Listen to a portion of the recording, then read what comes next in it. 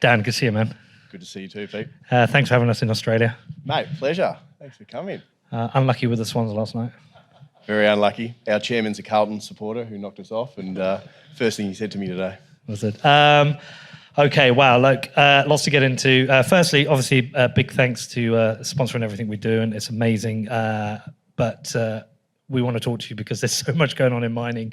So mining is something I totally ignored for the first 4 years I was in Bitcoin. It was just this thing that happened in the background. I didn't pay any attention to it. And I think the beautiful thing about mining is this, essentially it was this unknown that's become this, it's kind of half the industry now. It's half the things that people talk about. It's started to dominate the things we talk about. So there's a whole bunch of things I want to ask you about, but can you just give everybody in the room kind of like an update on the state of mining, the state of Bitcoin mining? Yeah, sure. And I think our experience was similar, to be honest. The first 4 years, we didn't know anything about mining either. And in fact, when we tried to learn about it, no one had talked to you about it. And you're trying to figure it out. And it was abstract, it was complex. People, I think, that knew what they were doing didn't want to talk about it. But eventually, I think we figured part of it out, at least. And it comes from, I think, our backgrounds where we're in finance, we're in renewable energy, we're in commodities. We went down the Bitcoin rabbit hole. Everything Checkmate just said. I can't believe you scheduled me after him. Anyway, he was fantastic. Everything he said resonated, and yeah, mining was a really good way to go and support the industry. And I think it's grown, it's evolving. Every year that goes by, the mining industry is evolving live time. We're seeing a variety of different business models, a variety of different ways of mining, the underlying energy source, the way it's interfacing with energy markets, the renewable element, etc. People talk about Bitcoin as like this organism that you can't stop. It just becomes what it becomes. And I'm going to bring up Michael Dunworth again, but I had another great thing said today that Checkmate mentioned that Mike Dunny said that was there isn't nobody's got the technology in the world to stop Bitcoin, which you really have to stop and have a think about. But behind that, Bitcoin has become so much more. Bitcoin mining has become so much more than just finding blocks. And you put out this incredible tweet this week where you discussed the efficiency of the Bitcoin you're mining now because of the work you've been doing in Texas. A lot of people hear about this grid stabilization, but can you talk to that? Can you talk about the work you guys have been doing there? Yeah, look, absolutely. And I mentioned it before, like our backgrounds are in energy markets. I worked in London back in the mid-2000s, chasing feed-in tariffs for wind and solar around Europe. And none of us at that point foresaw the issues in grid stability that this intermittent renewables would cause. And now we're trying to fix it, right? Batteries, pump storage, hydro, etc. And that's fundamentally the opportunity for Bitcoin mining, because what you've got is any other manufacturing industry. You're manufacturing widgets, but it's at a nanometer level, and it is incredibly flexible. So you can dial it up, you can dial it down. And this isn't just, we can walk up and turn off the computer, and then an hour later we can walk back and turn it on. Like, our guys have developed an algorithm which automatically looks at market pricing for power, looks at market pricing for securing electrons into the Bitcoin network, and basically day trades the difference. So we'll enter into a hedge, so we'll have a right to procure power, and very simply, every 15 minutes, there's a market rate of power. If the market price of power is higher than what we can earn flowing those electrons through our computers and securing the Bitcoin network, then we'll give it back to the market.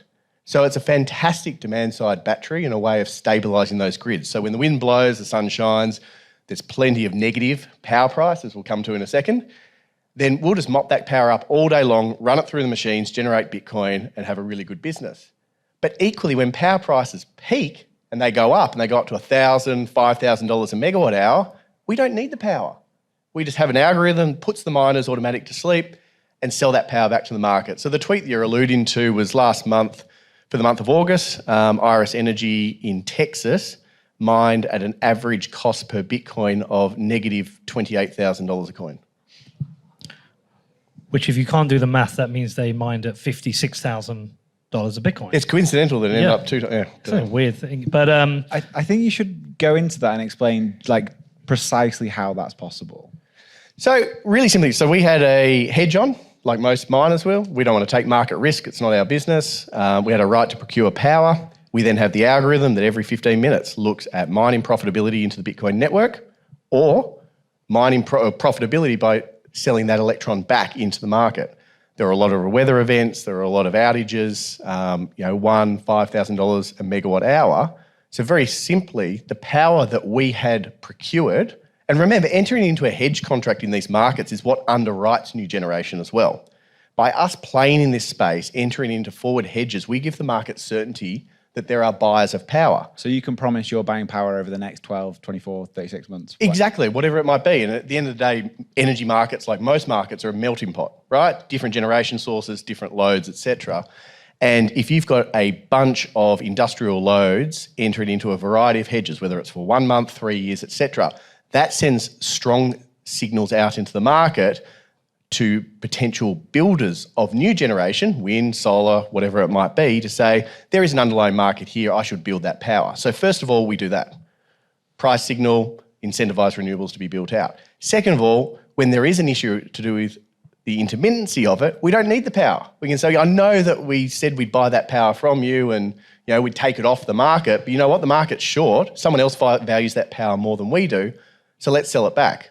So what we ended up doing was basically sleeping our machines, call it 15, 20% of the month during these high price time periods.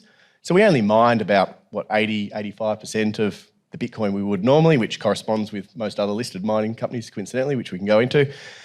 But in exchange for that, we sold so much power in terms of the revenue for that 15 to 20% that it not only covered our power bill, but it covered it well and truly almost again to lower that cost per Bitcoin mine. So you love a Texas cold snap. Volatility is good. Volatility is good. Marshall Long, you will know Marshall, is my friend from out in Houston. He's a miner as well. Interestingly, he texted me the other day and he said Texas Bitcoin miners literally stopped a blackout in Texas. Is he being hyperbolic? Is it true? Miners actually stopping blackouts because there is a certain cohort of people within places like Texas, whether they're politically led or news led, they want to imply that billionaires are milking these networks to mine Bitcoin. But there's various other people, such as Pierre Rochard, who do the important work to explain the work that miners are doing to stabilize the grid. So was Marshall being accurate with that? I think we've got to be careful not to fall for these headlines, right? Like both sides, everyone loves a catchy headline, make it sensationalist, get the clicks, etc. The truth, as most of us would know in this room, sits generally somewhere in between. And I'd like to think that we look in between. At the end of the day, you've got a functioning market, right? You've got buyers and sellers of electricity. The market determines a price for that electricity every 15 minutes. If the efficient market results in people that don't need power giving power back to the market during times of undersupply to supply people that really do want that power, which they're expressing through the price signal and bidding up the price of power, then that feels like an efficient market that goes to solve problems, right? No one is giving handouts to miners.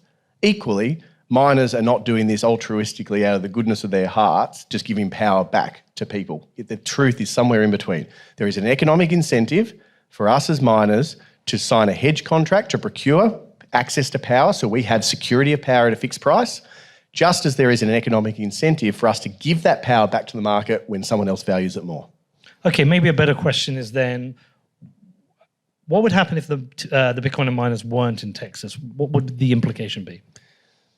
So the Bitcoin miners, I think to address the rolling blackout question more specifically, if they weren't there and instead you had a more traditional manufacturing industry, call it aluminium smelting, call it any widget manufacturing, that didn't have the flexibility, and most don't, then you would have bigger problems.